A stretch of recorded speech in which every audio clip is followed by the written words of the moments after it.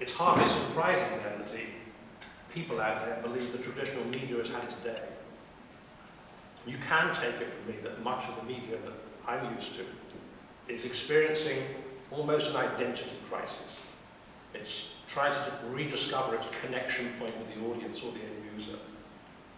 In the States in particular, if you go there, frequently engaging in opinionated ranting, shout and scream television news, where every story is a crisis, every day is chaos. The airwaves taken over by what's been described as televangelists. So, what do?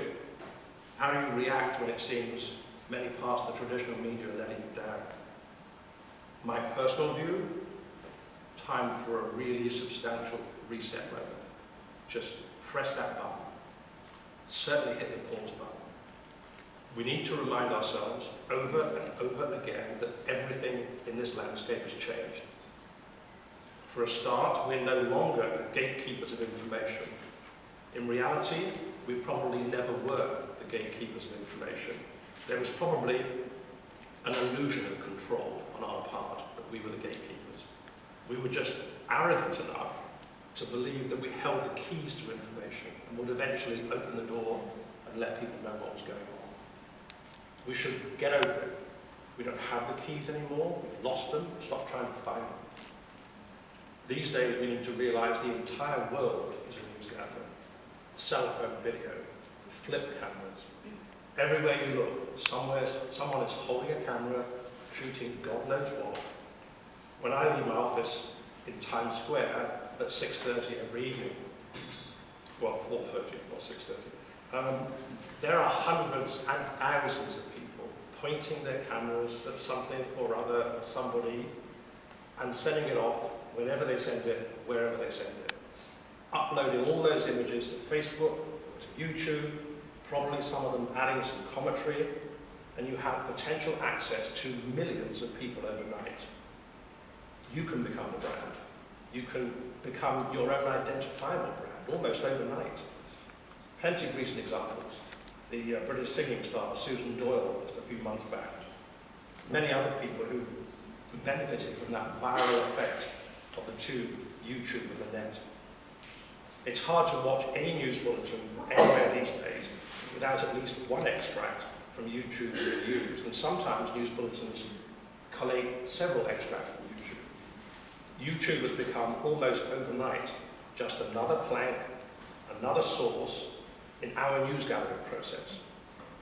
Proof, once again, if you needed it, that journalists are no longer the gatekeepers of information.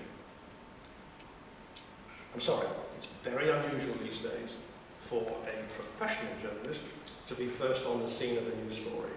It's very rare for us to break news these days. And there are plenty of recent examples. The civil unrest in Iran after the election results, very few journalists there, most of the foreign media expelled, and much of the real-time information came from Twitter and Facebook and Flickr. The same at the G20 riots in London, hurricanes in the US, earthquakes in Mexico, that plane that made that extraordinary landing on the River Hudson in New York, just outside my office window. No, I did not get my camera up, I just walked, like everybody else does. In fact, most compelling pictures and stories these days come from local citizens or tourists. Eyewitness, on the spot, much more visceral, if you like, than anything a journalist could have produced arriving on the scene a few hours or a few days later.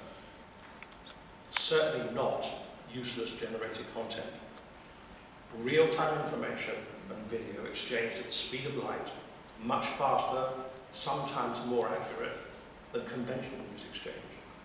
And something else, this is important, actually more exciting to consume than conventional news supply.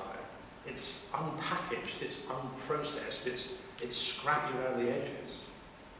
I think it's frequently more real than the slick and processed news packages that many of us spend our entire lives perfecting. And we need to think about that. Have we become too slick for our audiences? Do they associate slickness with fabrication?